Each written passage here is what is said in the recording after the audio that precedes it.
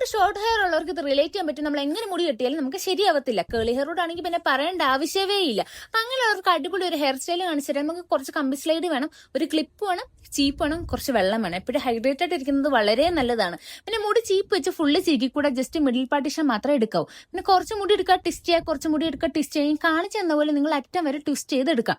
പിന്നെ നമ്മൾ സ്പ്രിംഗ് ഒക്കെ ഇടുന്നെങ്കിൽ ആദ്യമേ എടുത്ത് ഇടണം, അല്ലെങ്കിൽ ലാസ്റ്റ് ആകുമ്പോഴത്തേന് മുടി കെട്ടിക്കഴിഞ്ഞാണെങ്കിൽ ഫുള്ള് കുളമായി പോവും. പിന്നെ നമ്മൾ വയറ്റത്തെ മുടി എടുത്ത് ഒന്ന് പോണിറ്റെയിൽ കെട്ടണം.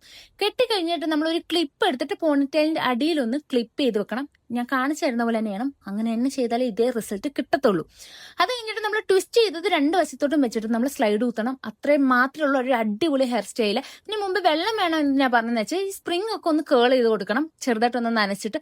അന്നേരം കേൾസ് ഒക്കെ നല്ല കിടലുമായിട്ട് വരും. നല്ല അടിപൊളി ഹെയർ സ്റ്റൈൽ. നിങ്ങൾ ട്രൈ ചെയ്യാൻ മറക്കല്. മെസ്സിയായിട്ടൊക്കെ കിടക്കുവാണെങ്കിൽ ഇത് അടിപൊളി. അതുപോലെ തന്നെ മുടിക്ക് വോളിയം ഇല്ലാത്തൊരു ഇതൊന്ന് ട്രൈ ചെയ്ത് നോക്ക്. നല്ല രീതിയിൽ കിടക്കും, നല്ല വോളിയത്തിൽ കിടക്കും.